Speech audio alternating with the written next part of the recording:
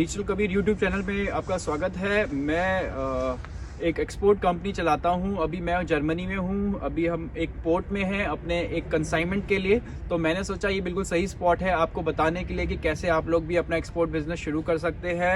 आप मेरी वेबसाइट पे जाके ज़्यादा डिटेल्स भी ले सकते हैं digitalkabir.com। उसके अलावा इस वीडियो में मैं आपको समझाऊंगा कि कैसे कैसे आप स्टेप बाय स्टेप अपना एक खुद की एक कंपनी स्टार्ट कर सकते हैं। 3 पार्ट्स में ये वीडियो बनेगी। फर्स्ट पार्ट में मैं आपको बताऊंगा कि कैसे आप अपनी एक्सपोर्ट कंपनी शुरू करें। सेकंड में मैं आपको बताऊंगा कि क्या क्या प्रोडक्ट्स आप एक्सपोर्ट कर सकते हैं। और तीसरे पार्ट में मैं आपको बताऊंगा कैसे आप अपने क्लाइंट्स ढूंढ सकते हैं। तो चलिए शुरू करते हैं।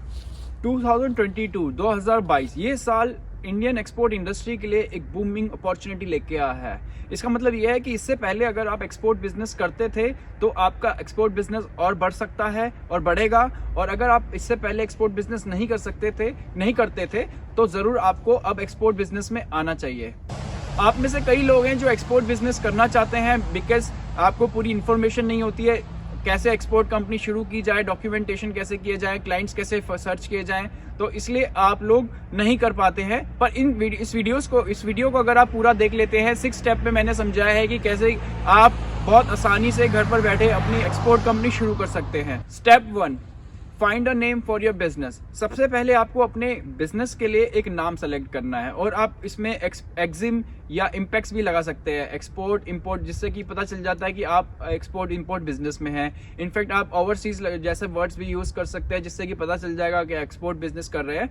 हाँ, ये कोई मैंडेटरी लॉ नहीं है क्योंकि मेरी खुद की एक्सपोर्ट कंपनी है, उस पर मैं एक्जिम या इम्पैक्स नहीं लगाता हूँ, ना ओवरसीज लगाता हूँ। बट एक हाँ, साइकोलॉजिकल आपको बेनिफिट मिल जाता है। किसी के पास आप प्रेजेंटेशन लेके जाते हैं तो उनको लगता है कि आप ऑलरेडी एक्सपोर्ट कंपनी में हो। तो ये आपका फर्स्ट स्टेप है। स्टेप 2, दूसरा स्टेप जो आपको करना है, रजिस्टर योर कंपनी। आपको अपनी कंपनी रजिस्टर करनी है। इसमें आपके पास काफी ऑप्शंस होते हैं। आप एक प्रोप्राइटर कंपनी कर सकते हैं, प्राइवेट लिमिटेड फर्म कर सकते हैं, लिमिटेड पार्टनरशिप कर सकते हैं।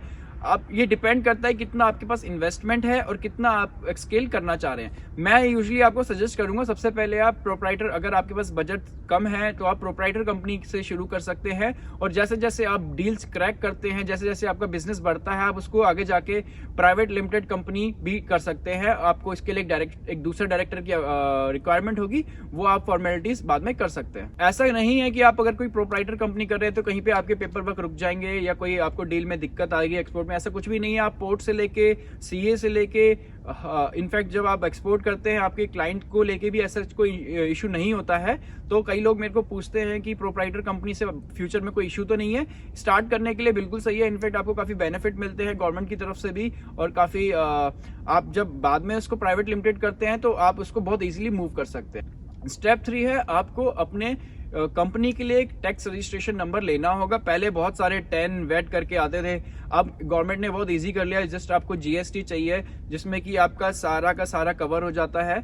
इसको आप डायरेक्ट खुद भी अप्लाई कर सकते हैं और अगर आप सीए के थ्रू कराते हैं तो वो भी आप इजीली हो जाता है, ज्यादा टाइम इसमें नहीं लगता है।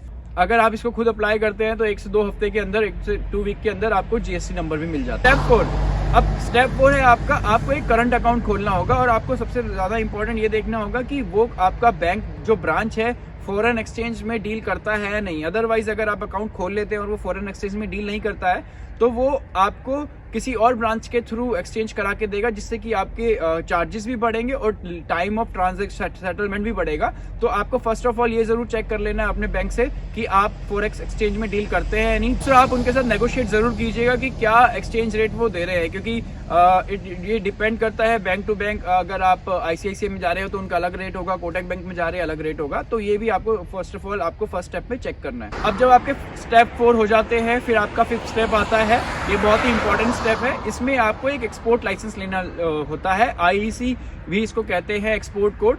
ये आप ऑनलाइन अप्लाई कर सकते हैं। आप खुद भी इसको डीजीएफटी की साइट पे जाके अप्लाई कर सकते हैं। इनफैक्ट मैंने भी खुद ही इसको लाइसेंस को खुद ही अप्लाई किया था। अदरवाइज आप अपने सीए या सीएस के थ्रू कराना चाहते हैं वो भी इसमें कर देता है। नॉमिनल उनके जो भी चार्जेस होंगे वो आपको देने होंगे और ये भी मैक्सिमम 1-2 वीक के अंदर ये भी आपको मिल जाता है। अब इसमें एक जो बहुत ट्रिकी स्टेप है, स्टेप 6 है, आपको you have to apply for RCMC. अब क्या होता है कि अगर आप एग्रीकल्चर प्रोडक्ट्स में डील करना चाहते हैं या टेक्सटाइल प्रोडक्ट में डील करना चाहते हैं या स्टील में डील करना चाहते हैं, जो भी सेक्टर में आप डील करना चाहते हैं उससे रिलेटेड गवर्नमेंट ऑफ इंडिया ने एक डिवीजन बनाया है। अब आपको अपनी कंपनी को उस डिवीजन में जाके रजिस्टर करना है कि हाँ हम इस कैटेगरी में डील करते हैं। फॉर एग्जाम्पल आप स्पाइसेस एक्सपोर्ट करना चाहते हैं, हर्बल टी एक्सपोर्ट करना चाहते हैं, तो स्टार्टिंग में तो एज सच आपकी कोई रिक्वायरमेंट नहीं आएगी, बट ऑल ऑफ सडन आपको पोर्ट में इसके बारे में पूछा जा सकता है, तो आपको मेक श्योर करना है कि आप RCMC में रजिस्ट्रेशन कर लें। तो इन सारे डॉक्यूमेंटेशन में मैंने जो आपको बताया स्टेप्स, 6 स्टेप्स बताए हैं, ज़्यादा नहीं, आपका 2 से 3 हफ्तों में आपका सारा प्रोसेस हो जाता है।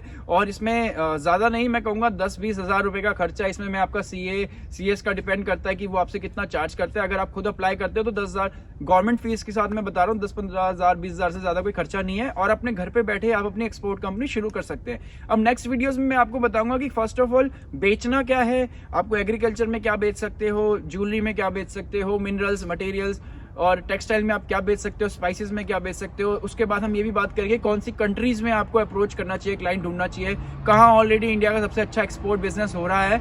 अगली वीडियोस में इसके बारे में बात करेंगे।